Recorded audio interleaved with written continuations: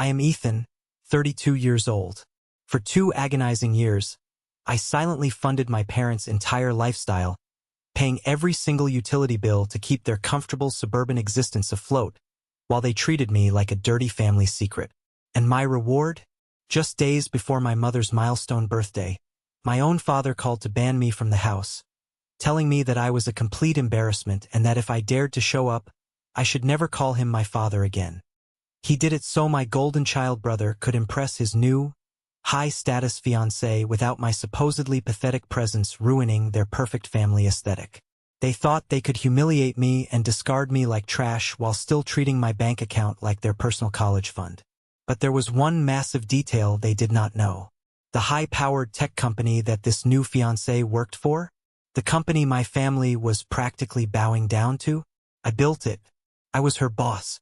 And in just a few days, the lights were going to go out on their perfect little party, and they would be begging for the very mercy they had so brutally denied me. Before I tell you exactly how this spectacular disaster unfolded, hit that like button if you believe that karma always collects its debts. And let me know where you are watching from in the comments below. Your support means everything to me. Now, let us go back to the exact moment my world fractured, and my spine finally turned to steel. The screen of my phone trembled slightly in my hand. The Seattle skyline outside my corner office window was a sprawling canvas of steel and heavy gray clouds, a view I had earned through years of brutal sacrifice, late nights, and endless cups of bitter coffee. I had spent my 20s building Pacific TerryTech from a cramped garage operation into a sustainable energy juggernaut.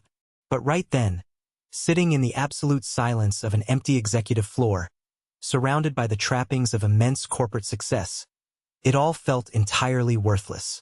My father's voice, harsh and dripping with a condescension I had known my entire life, hung in the static between us. Arthur never called himself my dad when he was making a demand. He was a man who viewed parenting as a corporate transaction, and in his eyes, I was the failing asset. He measured a man's worth by how loud he could brag at the country club, not by the quiet responsibilities he shouldered behind closed doors. "Julian is bringing his fiancée home for your mother's birthday," Arthur said, his voice completely devoid of warmth. "Her name is Maya. She is an upper-level engineer at a massive tech firm in the city. Someone important. She speaks well, carries herself properly. We need this dinner to be absolutely perfect. There can be no distractions and no uncomfortable questions." There was a deliberate, agonizing pause. Through the receiver, I could hear the faint clinking of silverware in the background. My mother, Eleanor, was probably polishing the good silver, preparing the grand stage for her favorite son. Julian was 30 years old, chronically unemployed, and chronically praised. "And your job, Ethan?" Arthur continued, his tone flattening with each syllable into a jagged blade. "Well, it is not very comfortable to talk about. You are still just messing around with computers in some back office somewhere. We do not want Maya getting the wrong impression of our family's standing or dragging Julian down by association. Your brother is on the verge of a major real estate deal. He needs to project success. It is best if you do not come this weekend. You coming home would just embarrass the whole family in front of our neighbors and Maya." My throat constricted. Invisible hands were tightening around my windpipe, choking the air out of my lungs. I gripped the edge of my desk until my knuckles turned completely white. The polished mahogany surface beneath my fingers offered absolutely no comfort. It was a custom piece my assistant had insisted was mandatory for the co-founder of a multi-million-dollar company. But in that moment, I felt like a small, worthless child standing in the dark shadow of my father's overwhelming disapproval. I thought about the sheer hypocrisy of his words. Arthur was talking about projecting success, about real estate deals and family standing, while completely ignoring the reality of his own financial ruin. "What exactly are you saying?" My voice emerged much lower than I intended. It was a dangerous, hollow calm that I barely recognized as my own. I wanted him to say the actual words. I wanted him to own his cruelty out loud instead of hiding behind passive-aggressive suggestions. "I am saying stay away, Ethan," Arthur snapped, his temper flaring because I was forcing him to drop the polite charade. We have a reputation to maintain. If you still insist on showing your face and ruining your brother's big night with your depressing attitude, do not ever call me your father again. I mean it. You will be dead to me." The call disconnected with a soft, clinical click. It echoed in my silent office louder than any slammed door ever could. He had hung up on me. 32 years of trying to be the perfect, obedient, invisible son, erased in a 30-second phone call. All because I did not fit the glamorous narrative they wanted to sell to a stranger. At that exact second, my phone screen shifted. A push notification from my banking app slid smoothly into view. A cruel joke delivered by an emotionless algorithm. Transaction complete. Automatic monthly payment of $397 for city utilities has been processed. I stared at the bright white letters on the screen. Just like the previous 23 months. Just like the nearly $10,000 total I had quietly transferred from my salary to keep their heat running, their lights on, and their high-speed internet flowing. I paid for the water they drank. I paid for the electricity that was currently illuminating their pristine living room. I paid the exorbitant HOA fees they incurred just to keep up appearances in a neighborhood they could no longer afford. Not once in 2 long years had I received a simple thank you. Not once had they acknowledged that their mortgage-free, comfortable lifestyle was being heavily subsidized by the son they had just deemed too shameful to sit at their dining table. To them, the money just magically appeared, an entitlement they deserved simply for bringing me into the world. I set the phone down on the desk. I did not cry. I did not scream. I did not throw my coffee mug against the thick glass wall of my office. The pain was too deep for a temper tantrum. Instead, a chilling, absolute vision flashed through my mind. It was a premonition of what was to come. I pictured their pristine house, filled with guests in expensive clothes. I pictured the smell of roasted chicken, my mother holding court in the center of the room, my brother Julian puffing out his chest and bragging about his fictional successes. And then, I pictured the utter, suffocating darkness. I pictured a phone screen lighting up a pitch-black kitchen, and a young woman in a designer dress staring at my face on a video call, the color draining from her cheeks as she whispered the word boss. I saw the absolute destruction of the false reality they had built on my back. I saw the house of cards collapsing. But we are not there yet. To truly understand why my father's words broke me that afternoon, and why my subsequent revenge was so devastatingly absolute and completely devoid of mercy, you need to understand the dark, twisted hierarchy of my family. You need to understand what it means to be the invisible pillar holding up a rotting roof, and the exact moment you decide to step away and let it all crash down. I had always believed family was everything. Growing up in our affluent, upper-middle-class suburb, I was conditioned to believe that blood loyalty trumped personal happiness. I became an absolute expert at fading into the background. I was the master of stepping aside in family photos so Julian could stand in the absolute center.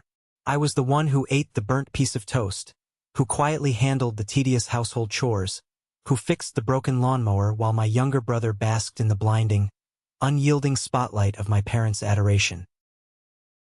Julian was the classic golden child. If he managed to tie his shoes without tripping, my parents threw a parade. If he brought home a report card full of terrible grades, it was never his fault. It was because the teacher was clearly intimidated by his raw potential and creativity. His minor graduations, his lateral promotions at meaningless entry-level jobs, even his dramatic breakups became monumental family events requiring extensive catering and emotional support circles. I remember Julian's college graduation vividly. It is a memory burned into my brain like a brand. It was a crisp spring day, the kind of day that looks perfect on a greeting card. My parents had invited half the neighborhood, footing a massive bill for a backyard reception that rivaled a luxury wedding. There were ice sculptures, a live jazz band, and catered filet mignon. What nobody at that party knew, and what my parents conveniently chose to bury in the deepest part of their denial, was that my early salary as a junior developer had paid for Julian's final 3 semesters. When Arthur's local real estate investments took a massive hit during an economic downturn, he panicked. He was facing a massive lawsuit from a contractor and was bleeding cash. But instead of cutting back on his expensive country club memberships or selling his luxury car, he came to me. I was the one who quietly transferred my hard-earned savings to the family account so Julian would not have to take out student loans or get a part-time job. I drained my own safety net to pad his landing. I sacrificed my own security so Julian could party through his senior year without a care in the world. During the speeches that afternoon, Arthur stood on the patio, wearing a tailored suit, raising a glass of expensive champagne to the crowd. "To Julian," Arthur boomed, his voice echoing over the manicured lawn. "A young man who pulled himself up by his bootstraps. A true self-made success. He is destined for absolute greatness, and we could not be prouder of the man he has become entirely on his own." I stood in the far corner near the plastic folding chairs, holding a cup of warm soda, wearing a suit I had bought off the rack 3 years prior. David, a guy I had considered my absolute best friend since middle school, walked right past me. He clapped Julian on the back, handing him an expensive gift bag. "Man, you are the absolute pride of the family," David had said, speaking loudly enough for Arthur to hear. David was going through a very messy divorce and a brutal custody battle at the time. His life was falling apart, and he was clearly angling for a free invitation to my family's annual lake house trip to escape his own miserable reality. David did not even look in my direction. In our family's toxic ecosystem, allying with me was social suicide. Julian was the blazing sun, and I was just the dark, empty space meant to make him look brighter. The toxic dynamics were not just limited to my parents. It was a generational poison that ran deep in the family tree, meticulously watered and pruned by my Uncle Richard. Richard was Arthur's older brother. He was a man who wore tweed jackets to family Thanksgiving dinners, treating every gathering like a hostile corporate takeover. He spoke with unearned authority on everything from politics to the stock market, despite having lost most of his own money in terrible investments years ago. He was always hovering, always manipulating the board, always whispering poison into my parents' ears. 3 years ago, during one of those suffocating holiday dinners, I overheard a conversation that should have been my ultimate wake-up call. I had gone into the hallway to grab another bottle of wine from the pantry. The house was loud, smelling of roasted turkey, expensive cigars, and forced laughter. Through the crack in the door, I heard Richard's distinct, gravelly voice talking to my parents in the kitchen. "You need to stop worrying about your retirement fund, Eleanor," Richard was saying to my mother, his tone incredibly dismissive. "You have Ethan. The boy has no social life, no wife, no ambition beyond fiddling with his computers in a dark room. He does not need much. He is your insurance policy. Keep him close, make him feel useful by paying the utility bills so Julian can focus on building a real legacy. Do not let Ethan think he is independent. If he thinks he is successful, he will leave, and you will lose your safety net." I stood there, completely frozen. The heavy glass bottle of Cabernet felt like lead in my hand. I looked over at the dining table in the next room. My cousin Leo was sitting there, chewing a dinner roll. He made direct eye contact with me. He had heard every single word Richard said. For a fleeting second, I thought Leo might speak up, maybe defend me, or at least offer a sympathetic nod to acknowledge the sheer cruelty of it. Instead, Leo quickly looked down at his plate and took another bite, choosing the safety of cowardice over the risk of defending the family scapegoat. He knew his place in the hierarchy, and he was not about to jeopardize it for me. They saw me as a wallet, an ATM machine with a pulse, a 401k plan wrapped in human skin. They were actively strategizing on how to bleed me dry to fund Julian's glamorous life. They were plotting to keep me small so they could feel big. And yet, despite knowing this, the psychological conditioning of 30 years is a heavy, rusted chain to break. When my mother called me 2 years ago, crying hysterically about rising property taxes, inflation, and her supposedly insufficient retirement income, asking if I could help them just a little bit, I caved. I set up the automatic bank transfers. I truly thought that maybe, if I proved my worth through unwavering reliability, they would finally look at me and see a son. I thought loyalty would eventually buy me love. Instead, My reliability only bred their absolute contempt. They despised me for being the one they had to rely on. My competence was a constant, irritating reminder of their own failures. Which brings us right back to the present moment. I was still sitting in my office, the echo of my father's ultimate rejection ringing in my ears. He had disowned me to protect the family's fragile image from my supposedly mediocre existence. My phone vibrated violently on the desk. A text message lit up the screen. It was from Eleanor, my mother. Just got a notice from Comcast that the high-speed internet bill is due next week. Can you take care of it immediately? Julian needs the fast connection to show Maya some presentation videos during the party. Do not forget to transfer the money. I stared at the words until they blurred. Not a single mention of what Arthur had just done to me. No apology for the fact that I was permanently banned from the very party she wanted me to finance. No checking to see if I was hurt, or angry, or even breathing. Just a cold, calculated demand. An extraction of resources. She did not care that her husband had just ripped my heart out. She only cared that her internet might lag.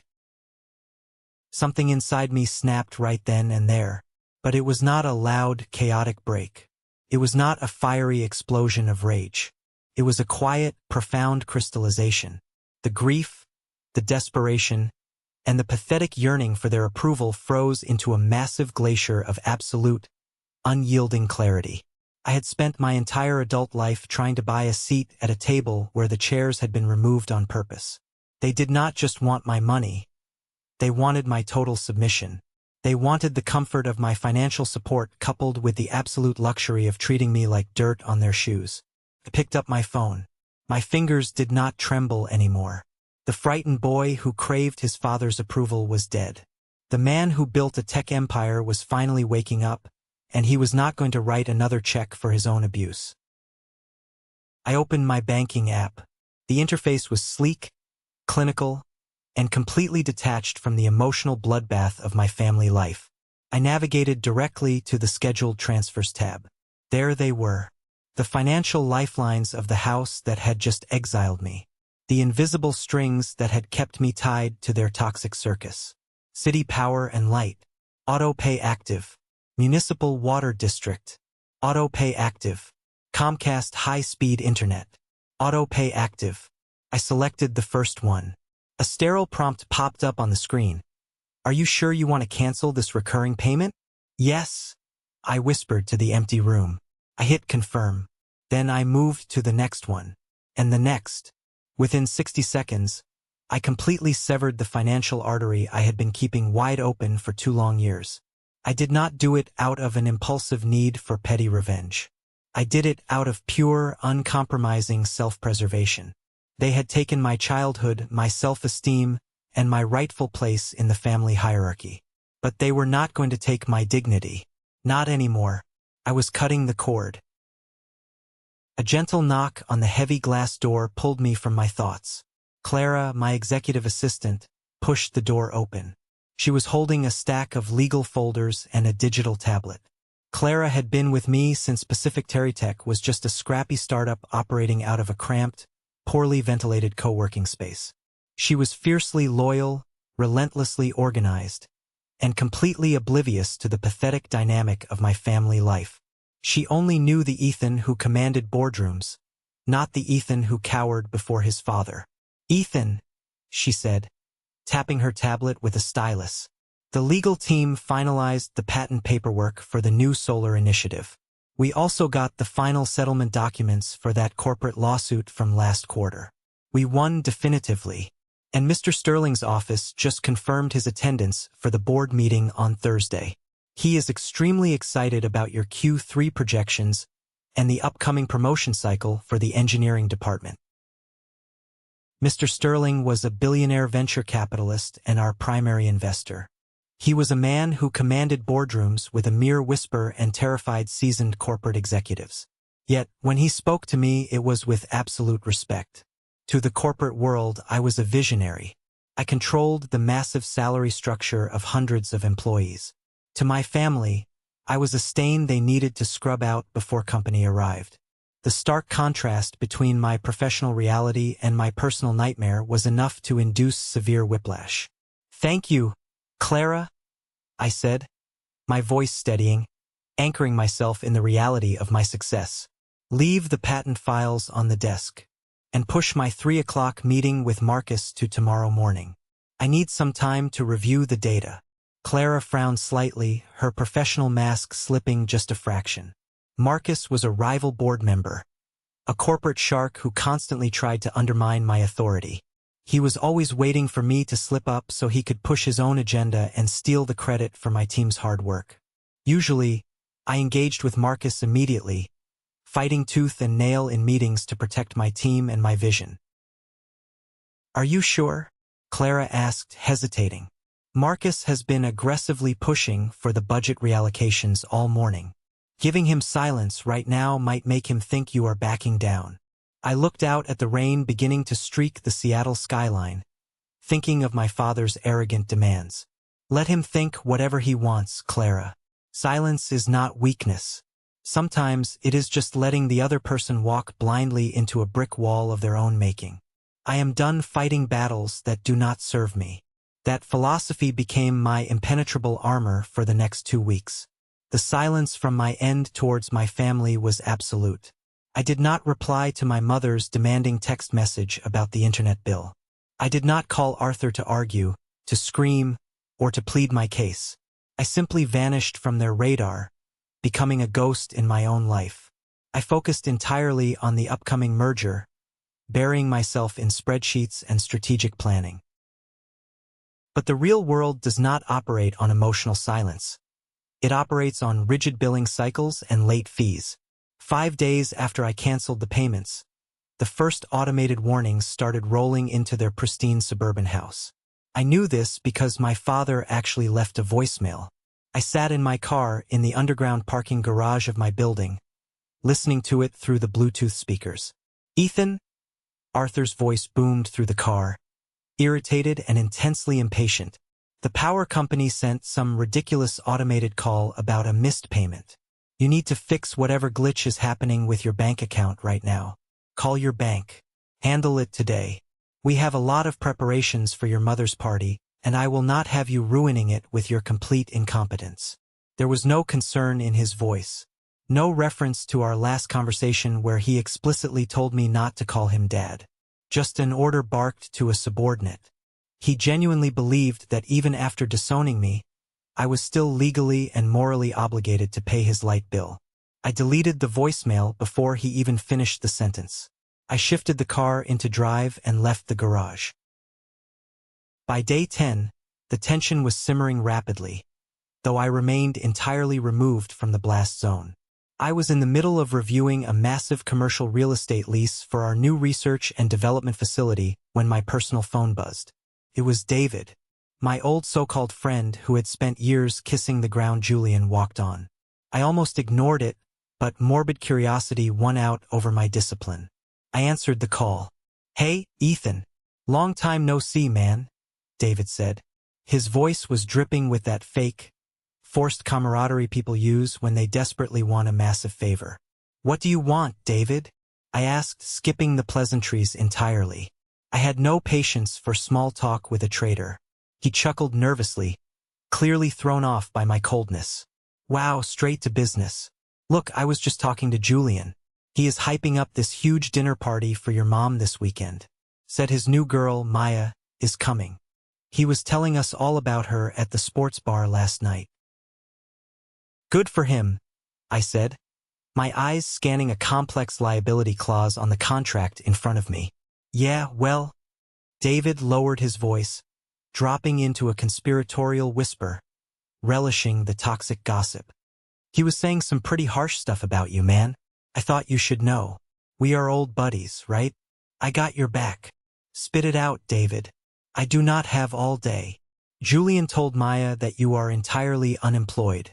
He said you got fired from some low-level IT job years ago and you have been living in a tiny, depressing basement apartment, basically mooching off your parents' goodwill and draining their retirement.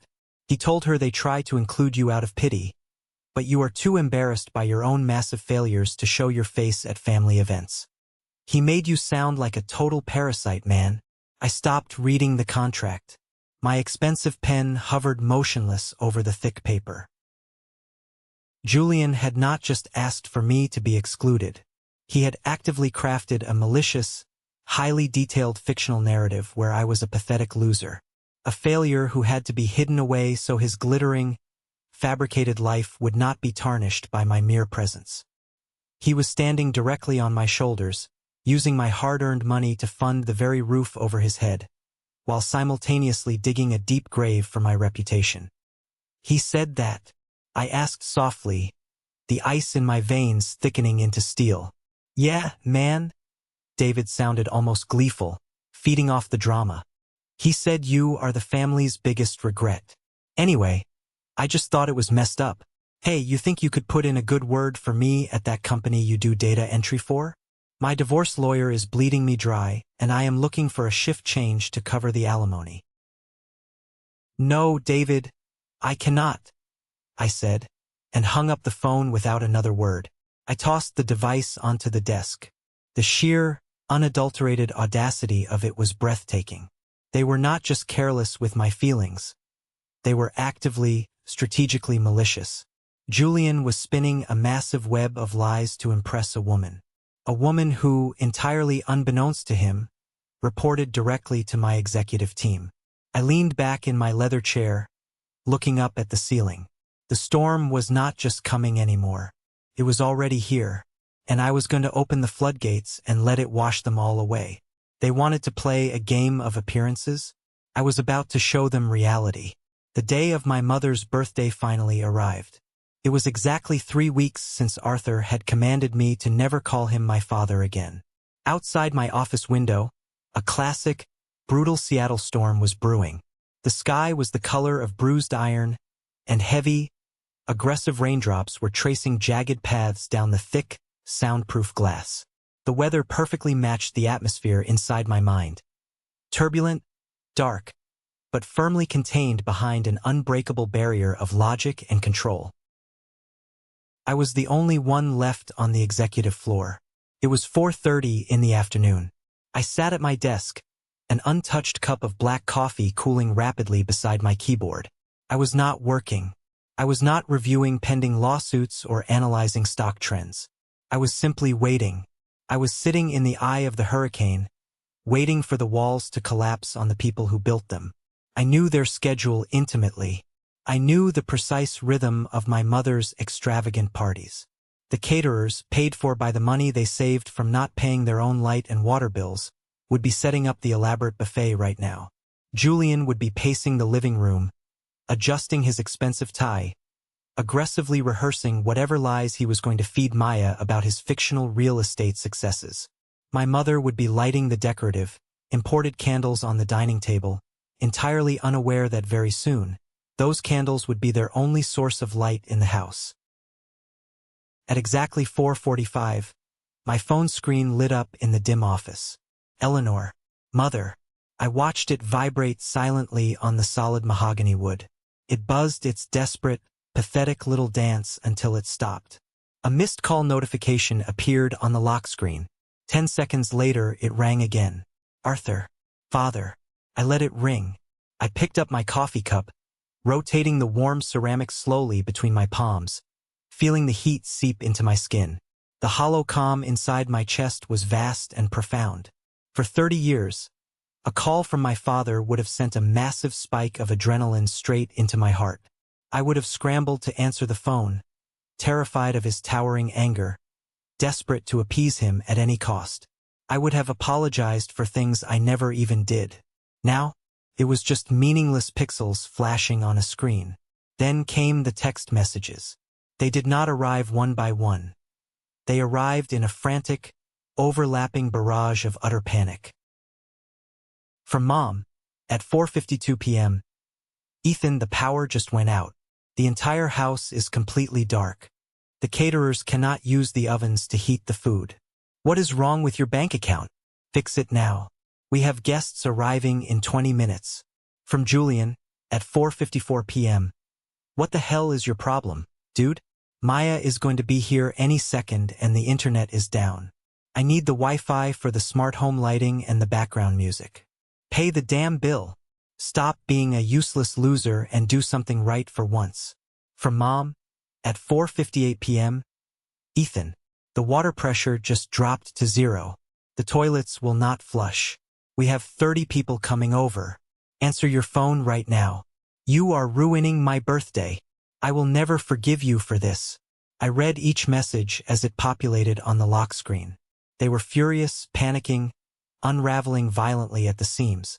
And yet, in all their blind panic, not a single one of them asked if I was okay. Not one of them realized that the bank account was not broken. They just assumed their personal ATM was jammed, and they were aggressively kicking it, demanding it dispense their cash.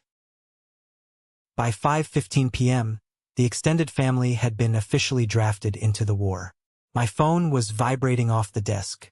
From Uncle Richard, you selfish brat. Embarrassing your mother on her milestone birthday? After everything they have done for you? After they paid for your life and kept you off the streets? You are a complete disgrace to this family. You should be ashamed to show your face anywhere. From Cousin Leo. Man, Julian is losing his mind over here. Just pay the bill, Ethan. You know how Dad gets when he is angry. Do not make it worse for yourself. Just fix it, apologize, and maybe they will let it slide. I set the phone back down on the desk. I did not type a single letter in response.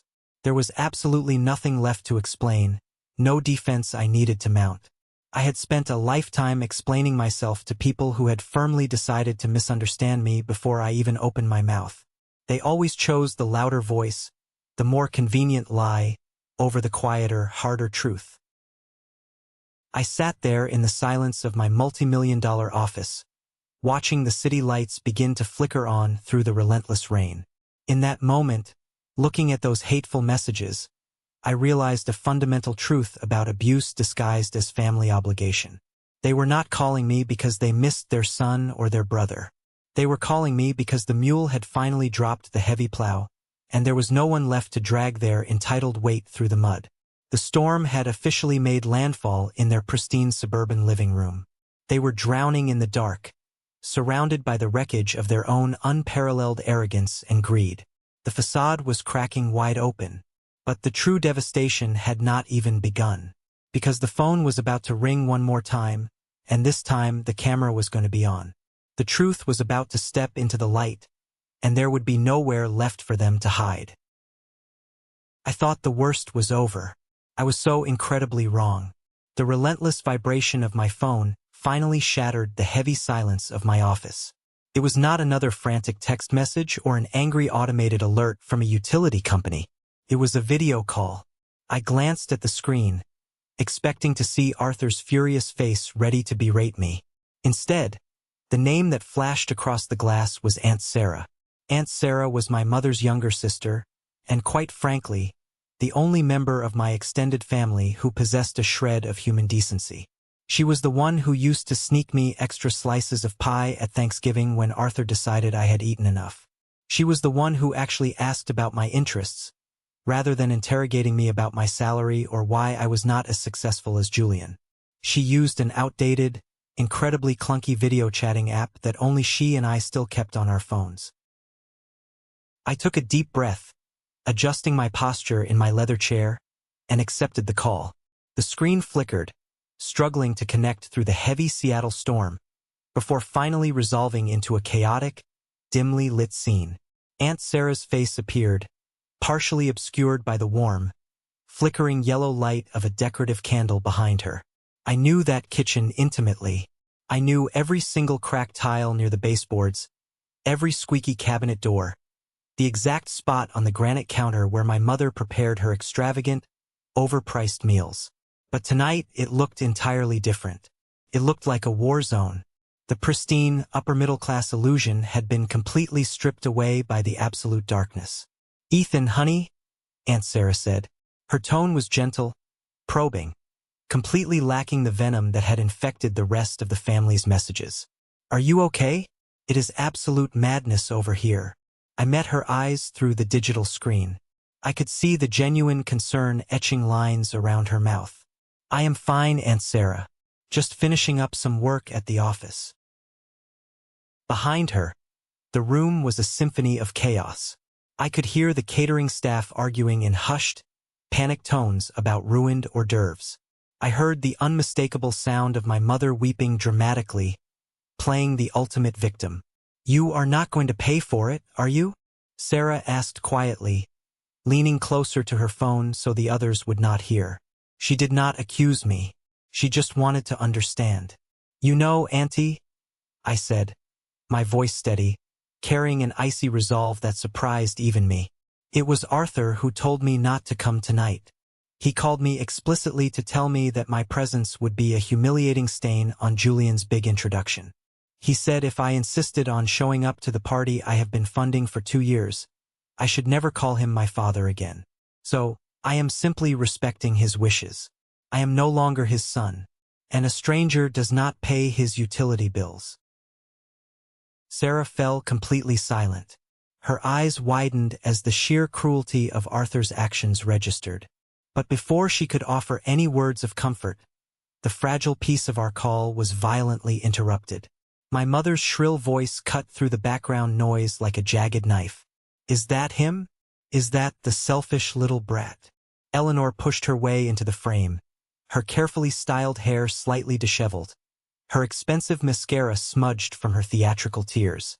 "Tell him I am completely ashamed of him. On this day of all days, my milestone birthday, how could he do this to his own mother?" We are sitting in the dark like animals. Right behind her, Arthur appeared, his face flushed a dangerous shade of crimson. "It is not that serious, Eleanor," he barked, trying to maintain his arrogant authority even while standing in a pitch-black kitchen. "He is just throwing a pathetic tantrum over money. What kind of son gets petty over a few $100s? We raised him. We put a roof over his head. He owes us." Then came Uncle Richard, hovering over Arthur's shoulder like a twisted advisor. "Poor Julian," Richard sneered loudly, making sure his voice carried perfectly into the phone's microphone. "Having to deal with a brother like that on the most important night of his life. The boy is a complete parasite. He always has been." I remained entirely silent. I sat in my luxurious, brilliantly lit corner office, watching this pathetic performance unfold on my screen like a tragic comedy I had seen 1,000 times before. They were so predictable. Even when faced with the direct consequences of their own horrific behavior, they could only double down on their delusions. They were not angry that I was hurt. They were furious that the ATM machine had grown a spine. Heavy footsteps approached the camera. Julian forcibly shoved Aunt Sarah out of the way and snatched the phone from her hands. His face filled the screen, twisted in an ugly sneer of pure annoyance and entitlement. He was wearing a custom-tailored suit that I knew for a fact he could not afford on his current non-existent income. "You really have no shame at all, do you?" Julian spat, his eyes wild with misplaced rage. "Mom has been crying for an hour. The caterers are threatening to leave.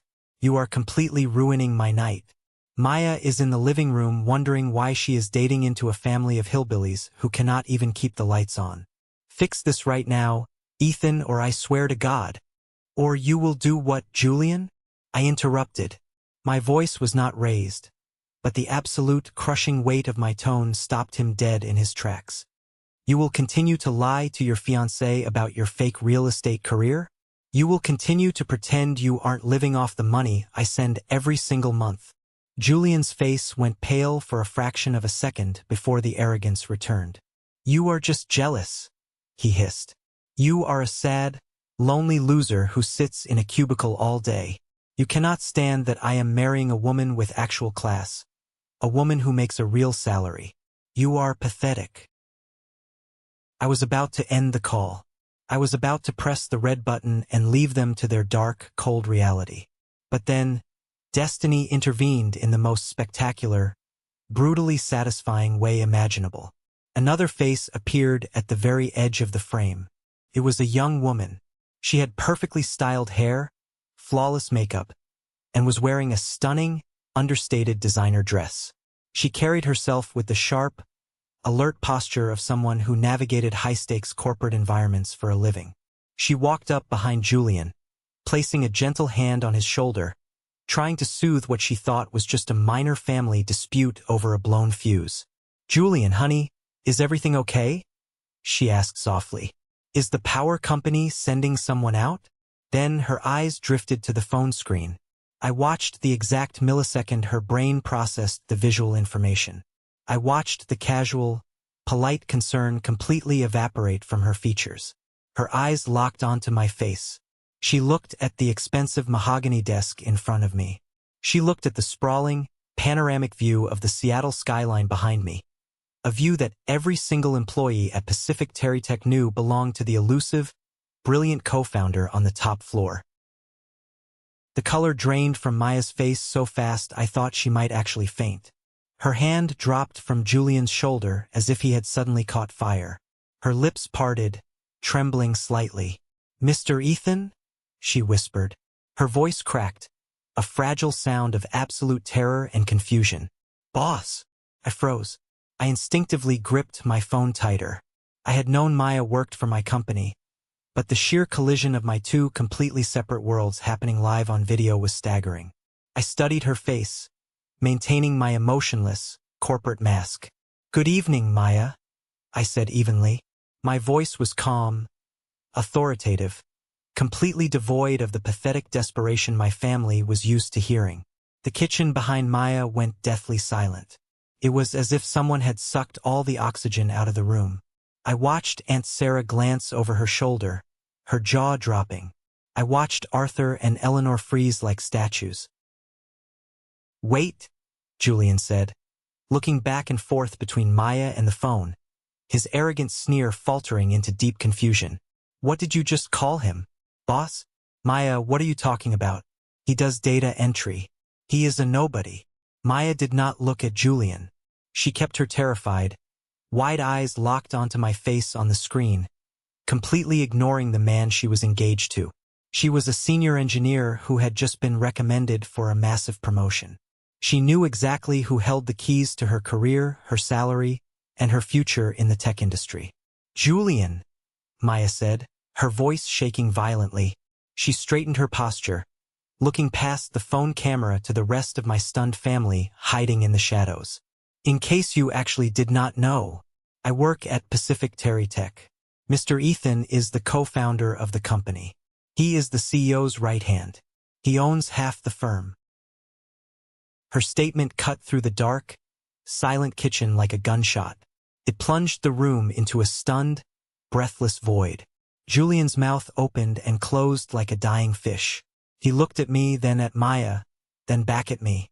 The carefully constructed, elaborate narrative he had spent years building, the lie that I was a failure and he was the superstar, shattered into a million unrecoverable pieces in front of his entire family. I pressed my lips together, offering Maya a slow, deliberate nod of confirmation. I did not gloat. I did not smile.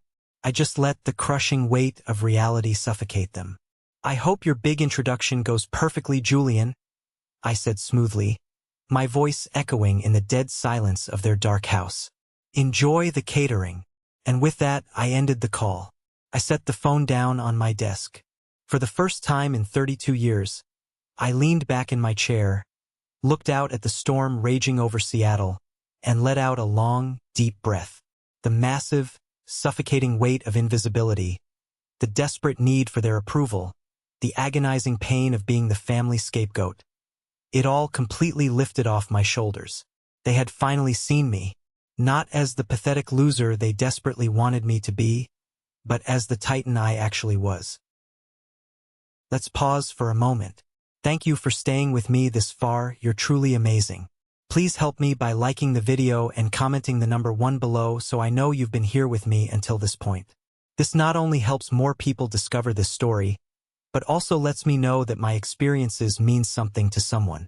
Your support is the greatest motivation for me to keep sharing the rest of this journey. I slept soundly that night. It was the first time in a decade I did not wake up with a tight chest or a grinding jaw. I did not sleep out of a petty sense of satisfaction, but because the absolute exhaustion of pretending to be smaller than I was had finally ended. The next morning, the storm had cleared, leaving Seattle washed clean and gleaming under a bright, crisp sun. I arrived at the executive floor of Pacific Terrytech at exactly 7 in the morning. The corporate world does not pause for family drama, and I had an empire to run. Clara greeted me with a steaming cup of coffee and a thick file folder. "Good morning, Ethan." The corporate lawyer sent over the final drafts for the pending lawsuit against that rival firm attempting to steal our patent. "We have them completely cornered.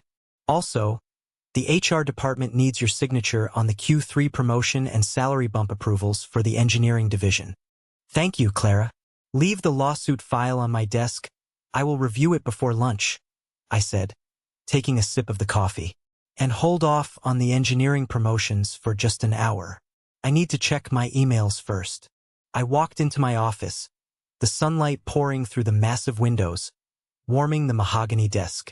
I opened my laptop and pulled up my secure corporate inbox. Amidst the endless sea of meeting reminders, financial projections, and updates from the legal team, there was a single, highly anticipated email sitting at the very top. The sender name was Maya Vance. I clicked it open, my expression remaining completely neutral. Subject: profound apologies and immediate resignation if required. "Mr. Ethan, I am writing this to you not as a family acquaintance, but as your employee. I am still entirely in shock from the events of last night. I had absolutely no idea you were Julian's brother. I have respected you and your vision for this company since the day I was hired. You are the reason I transferred to the Seattle headquarters. I feel I owe you a complete explanation, though I am deeply ashamed to give it. When Julian and I started dating, he painted a very specific picture of his family. He told me he was a highly successful real estate developer. He described you as a tragic burden on his parents. He explicitly told me that you were completely unemployed, suffering from severe behavioral issues, and that you lived in a filthy basement apartment, draining your parents' retirement fund. He said your father was heartbroken by your failures and that they tried to hide you away because you were prone to violent, embarrassing outbursts at family events. I am horrified and deeply disgusted that I believed him without question. When I realized the truth last night, when I saw you sitting in the executive office of the company I dedicate my life to, everything clicked into place. I saw Julian for the pathological liar he truly is. I saw the cruel, manipulative nature of your parents who stood in that dark kitchen and let him slander you. I did not expect the man I was going to marry to be a monster. I have officially ended my relationship with Julian and called off the engagement. I left the house immediately after the call disconnected. I will not be associating with him or your family ever again. If my profound lack of judgment regarding my personal life affects your trust in my professional capabilities, I am fully prepared to submit my resignation today. Thank you for handling the situation with such incredible grace and not putting me on the spot in front of that house full of terrible people. Sincerely, Maya." I read the email twice.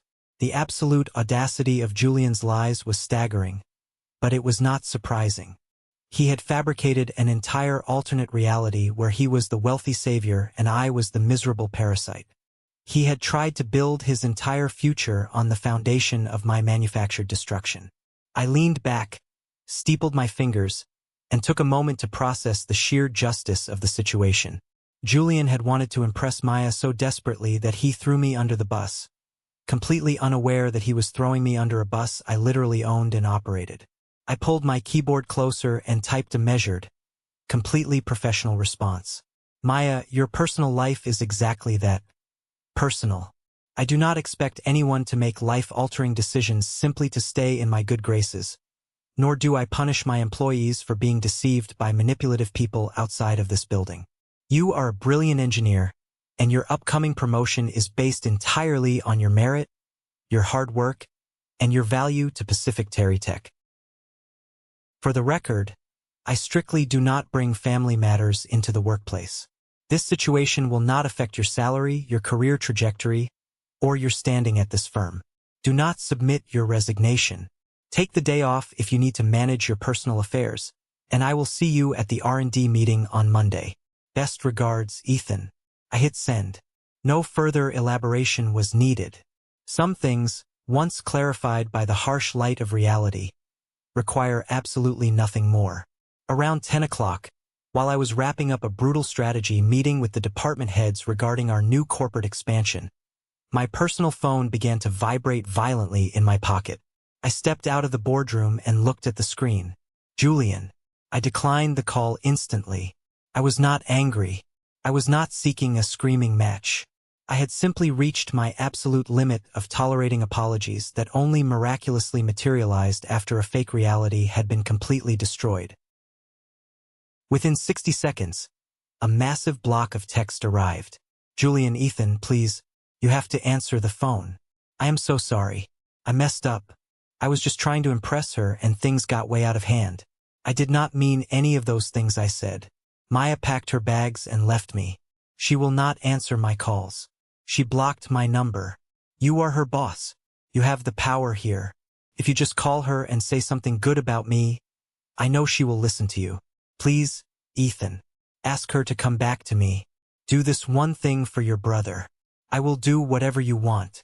I stood by the floor-to-ceiling windows in the hallway, gazing down at the tiny cars navigating the Seattle streets below. I read the message, feeling absolutely nothing stir within my chest. No pity, no brotherly obligation, just a cold, clinical observation of a narcissist in total freefall. Julian was not apologizing for lying about me. He was apologizing because he got caught. He was still trying to use me, still demanding that I fix his broken life, still believing that my power and influence existed solely to serve his needs. I composed my response slowly, making sure every word was a definitive nail in the coffin of our relationship. Julian, Maya did not leave you because I told her to. She left you because of exactly who you are. She left because of how you live, how you treat people who love you, how you casually destroy others to elevate yourself, and how you genuinely believed that your lies would never catch up to you. You wanted me out of your life so you could play the big man. Congratulations. You are entirely on your own now. Do not ever contact me again. I hit send, then immediately went into my phone settings and blocked his number. I blocked Arthur. I blocked Eleanor. I blocked Uncle Richard. I severed every single digital tie I had to the toxic anchor that had been dragging me down for 3 decades. I slipped the phone back into my pocket, straightened my suit jacket, and walked back into the boardroom. The storm was completely over, and I was the only one left standing. 2 silent, completely peaceful weeks passed. I heard through the corporate grapevine that Maya had requested a temporary transfer to our southern branch in Texas to escape the immediate fallout of her broken engagement. I approved the paperwork instantly, no questions asked, ensuring her salary and relocation expenses were fully covered by the company. I was thriving. Pacific TerryTech had just closed a monumental funding round, securing $47 million in venture capital to expand our renewable energy grids. My face was on the cover of a major tech magazine. I was no longer the invisible sun hiding in the shadows. I was a titan of industry. One evening, after a long day of celebrating the funding closure with Mr. Sterling and the board, I drove my car. A sleek, black Porsche Panamera that I had bought for myself as a reminder of my worth, into the driveway of my private, gated home in the upscale Mercer Island neighborhood. As the heavy iron gates swung open and my headlights swept across the manicured lawn, they illuminated a sight that made my blood run ice cold. Standing on my front porch, huddled together against the evening chill, were Arthur and Eleanor. They each held a small, pathetic-looking suitcase. Their faces were drawn, exhausted, and painted with an expression of manufactured humility I had never seen before. I put the Porsche in park, killing the engine. I did not ask why they had come or how they had bypassed the neighborhood security. It was not a casual, loving family visit. You do not show up unannounced with luggage unless you are desperate. I walked up the stone steps, my expression completely neutral. I unlocked the heavy oak door and silently invited them inside. I did not want to have the inevitable screaming match on the porch where my wealthy neighbors could overhear the dysfunction. We sat in my expansive, minimalist living room. The silence was heavy, broken only by the sound of my mother nervously stirring the cup of tea I had begrudgingly prepared. Arthur spoke first. His voice was lower, completely lacking the booming arrogance he usually wielded like a weapon. "Ethan, we owe you an apology. We let things get entirely out of hand. The things I said on the phone before the party, I was stressed. Julian was stressing me out. I never meant to disown you." Eleanor chimed in, dabbing her dry eyes with a tissue. "Your father is right, honey. We were just so caught up in Julian's life. We forgot about our other beautiful son. We missed you so much. Family should never fight like this." I remained utterly silent. I sat in my expensive armchair, my hands resting lightly on the armrests, observing them like a scientist studying a predictable, parasitic organism. I listened closely to determine whether this apology marked a genuine ending to their abuse, or simply the beginning of a brand new grift. As I fully expected, it took less than 5 minutes for the mask to slip. Arthur cleared his throat, his eyes darting around my luxurious living room, taking in the expensive art and the high-end furniture. "We are family, Ethan," Arthur said, his tone gradually shifting back toward that familiar, entitled edge. "And family helps each other. We raised you, we fed you, we paid for your childhood. Everything you have built, everything you own right now, a part of it comes from the foundation we gave you, right?" I looked at him, my posture straightening almost imperceptibly. "Get to the point, Arthur." Eleanor leaned forward, using her softest, most manipulative voice, the exact tone she used when she wanted me to pay the Comcast bill. "Well, sweetheart, things have been very difficult since the bank error with the utility bills. Julian is absolutely devastated. He cannot get out of bed. And we read the tech magazine at the dentist's office yesterday. We saw that your company just got $47 million in funding. You are so successful now. We are so proud." She paused, taking a breath. "If you could maybe just send us about $2,000 a month? Just a little support for your aging parents. It is practically pennies for someone like you. It would save us from having to take out a second mortgage on the house." I stared at the two people sitting on my custom Italian leather sofa. The exact same people who, less than a month ago, had exiled me from a family gathering because they thought I was a disgusting embarrassment. The same people who stood in the dark and let my brother call me a parasite. Now they were sitting in my multi-million-dollar home, placing a strict monetary value on their fake apology. $2,000 a month. Suddenly, because my success was public and undeniably massive, I was worth reconciling with. A soft, completely involuntary laugh escaped my lips. It was not loud and it was not mocking. It was the kind of laugh that emerges when someone tells a lie so fundamentally absurd that it defies all logic. My parents watched me expectantly, as though waiting for me to pull out a checkbook and nod in obedient agreement. But I was not the terrified boy anymore. I had traveled way too far for that. I leaned forward, resting my elbows on my knees, my voice deadly steady. "What about Julian? How much will the golden child be contributing to your retirement fund each month?" The room seemed to pause. The air grew incredibly dense. Arthur glared at me, and Eleanor responded carefully, her voice dropping slightly. "Your brother's career in real estate is still very unstable right now. And the brutal breakup with Maya has taken a massive psychological toll on him. He cannot work. He needs our support right now." I nodded gently. It was the exact same tired excuse, repackaged in sympathetic language, but ultimately just a deflection to protect their favorite asset. I raised my gaze, looking directly into Arthur's eyes. "Here is my counteroffer. If Julian signs a legal contract agreeing to support you with $2,000 per month, I will do the exact same. I will match his contribution. No more, no less." They stared at me, completely stunned. They knew Julian did not have $200, let alone $2,000.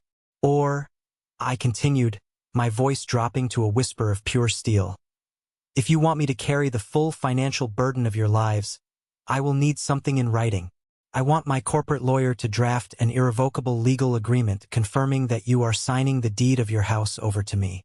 Upon your passing, the entire inheritance, the real estate, everything belongs to me in full. Julian gets absolutely nothing. You want me to be your bank?" Then I demand collateral. I sat perfectly still after that. No pressure, no further explanation. Just waiting to see how they would respond now that, for the very first time in my entire life, I was establishing ruthless business terms for what they had always considered my unbreakable obligation. The silence felt like a physical presence between us, heavy with 30 years of unspoken expectations and buried resentment. Suddenly, Arthur's face turned purple. He exploded, rising to his feet so fast he knocked his teacup over, spilling hot liquid across my glass coffee table. "You ungrateful little bastard!" Arthur screamed, his voice reverberating through the high ceilings of my living room, his chest heaving with rage. "You are setting conditions for your own parents? We raised you for over 20 years. We kept you off the streets. And now you want to nickel and dime us like some greedy corporate shark? You want to steal your brother's inheritance? What kind of sick, twisted life are you living?" He shouted so loudly I was certain my neighbors could hear every word through the walls. But I did not flinch. I did not cower. I just sat with my hands resting on the armrests, my gaze completely steady. I was not cold, but I was no longer gentle. I waited for his temper tantrum to completely burn out before standing up carefully. I buttoned my suit jacket. My voice emerged low, calm, yet clear enough to cut through the chaotic mess he had created in my home. "I think you both should leave my house immediately, before I call the police." It was not a threat spoken in blind anger. It was merely a polite request from a man who had finally reached the absolute limits of what his self-respect could endure.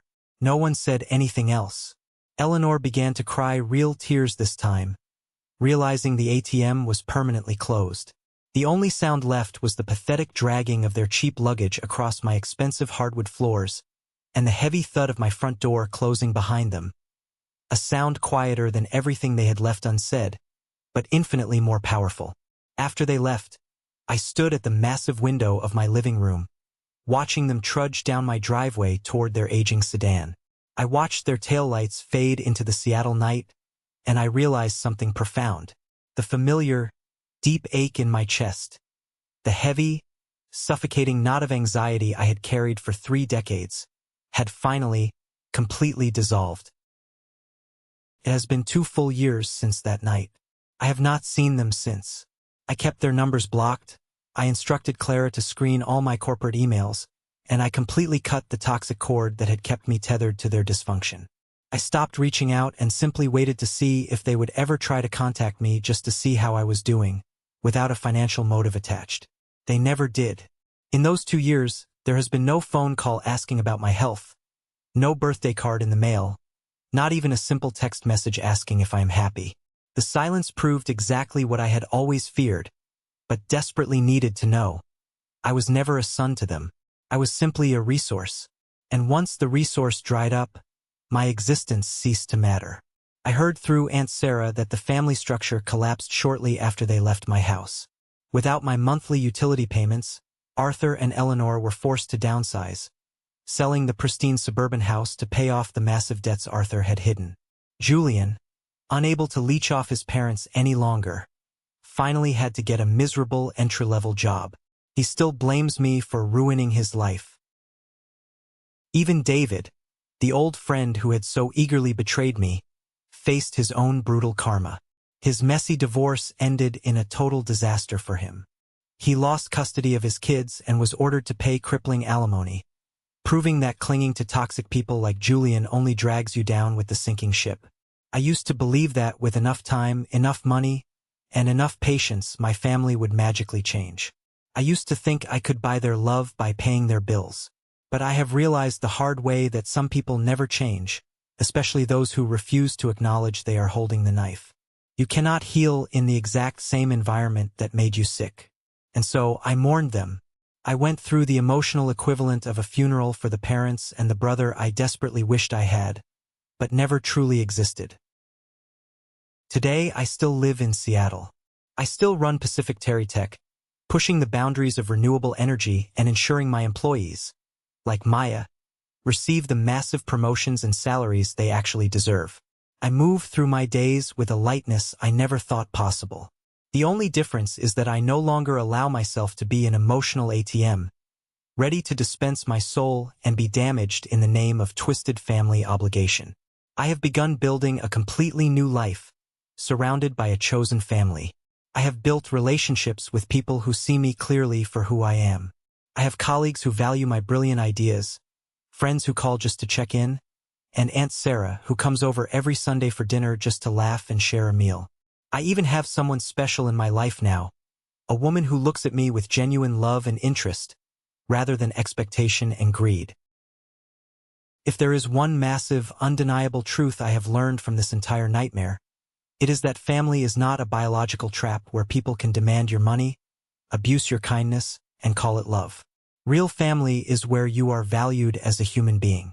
Real family respects your boundaries. You are not a backup plan, a college fund, or a last resort when everything else fails. Before I close this chapter of my life and end this video, I want to ask you a question.